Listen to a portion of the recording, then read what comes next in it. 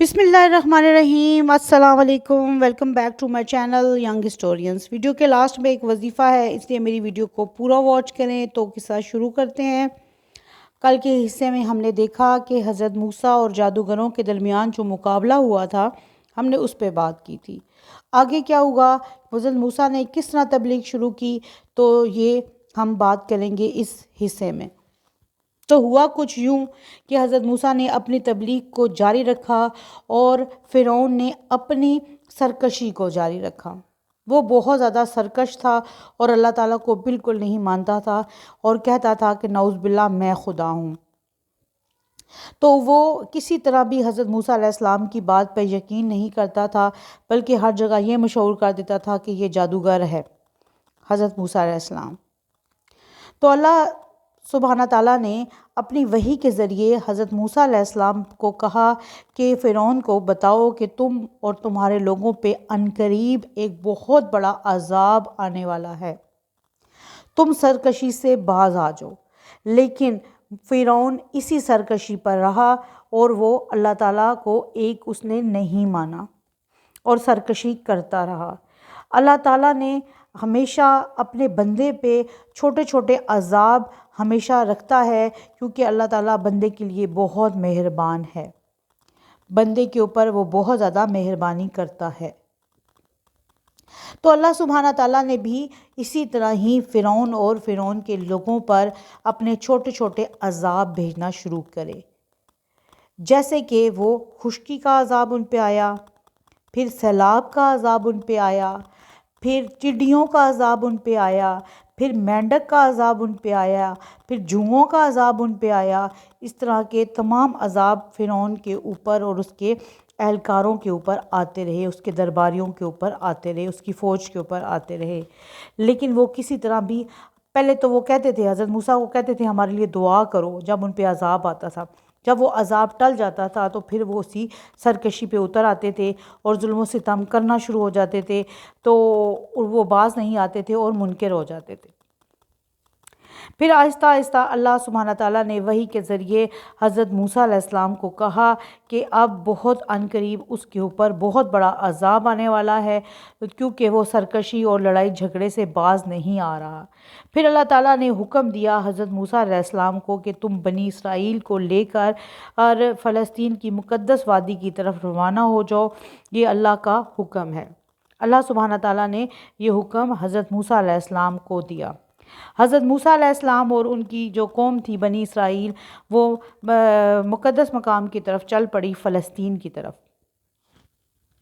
تو یہ بات فرعون کو بہت جلدی اس چیز کا علم ہو گیا، اس کو پتہ چل گیا کہ حضرت موسیٰ علیہ السلام اور اس کی جو قوم ہے بنی اسرائیل، یہ یہاں سے جا چکے ہیں۔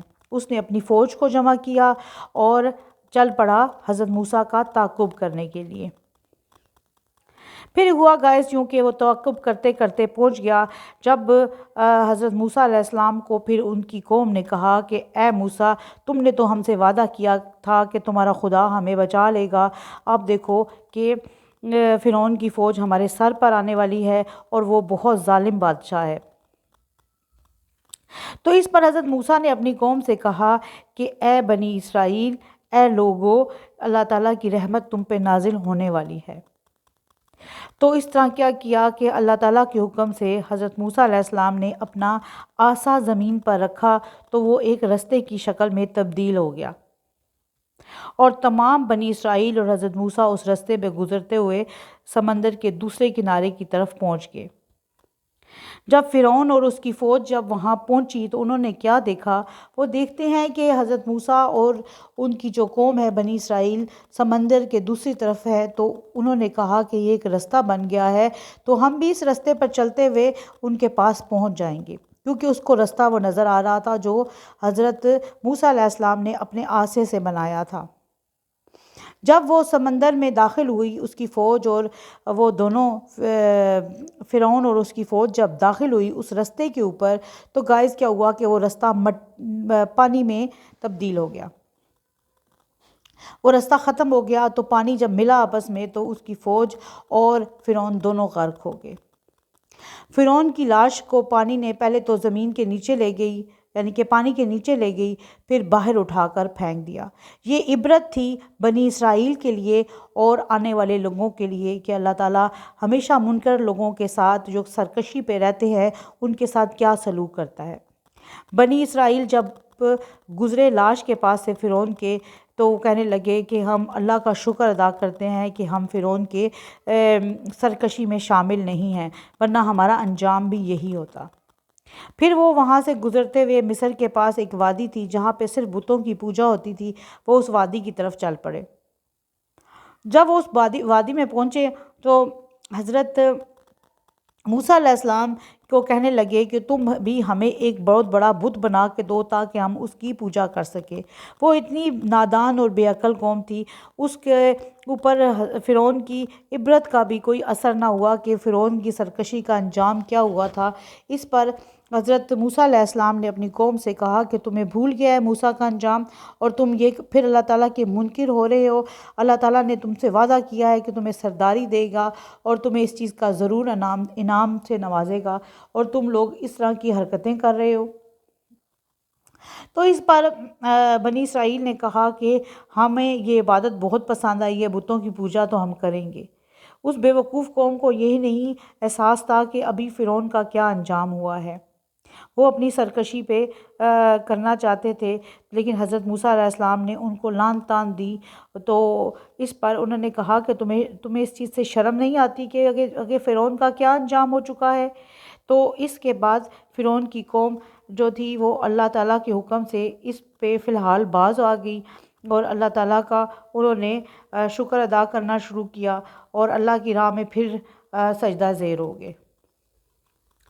تو یہ قوم اتنی یہ بھی سرکشی پہ اترنا چاہتی تھی، ان لوگوں پہ بھی کوئی اثر نہیں ہوا تھا اللہ سبحانہ تعالیٰ کے عذاب کا، کہ اللہ سبحانہ تعالیٰ نے فرعونیوں کے اوپر کیا کیا عذاب دیا۔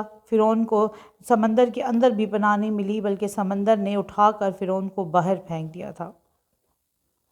تو یہ آج کا واقعہ تھا، تو ابھی یہ واقعہ جاری ہے۔ کل اس میں ہم مزید بات کریں گے کہ اس کے بعد فرعونیوں کے ساتھ کا انجام تو ہم آپ سے بیان کر چکے ہیں، آگے بنی اسرائیل نے پھر کیا کیا اور حضرت موسیٰ علیہ السلام نے ان کے ساتھ کس طرح کا سلوک کیا۔ تو کل ہم ملیں گے اسی سلسلے کو آگے بڑھاتے ہوئے، حضرت موسیٰ علیہ السلام کی بات کرتے ہوئے۔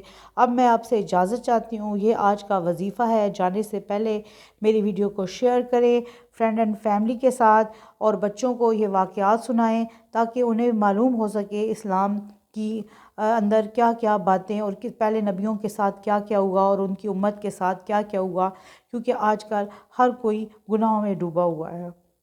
تو یہ سلسلہ ابھی جاری ہے، تو میں اب سے اجازت چاہتی ہوں۔ اپنا خیال رکھیے گا، لیکن جانے سے پہلے بیل کے بٹن کو دبائیں، تھم کے نشان پہ دبائیں۔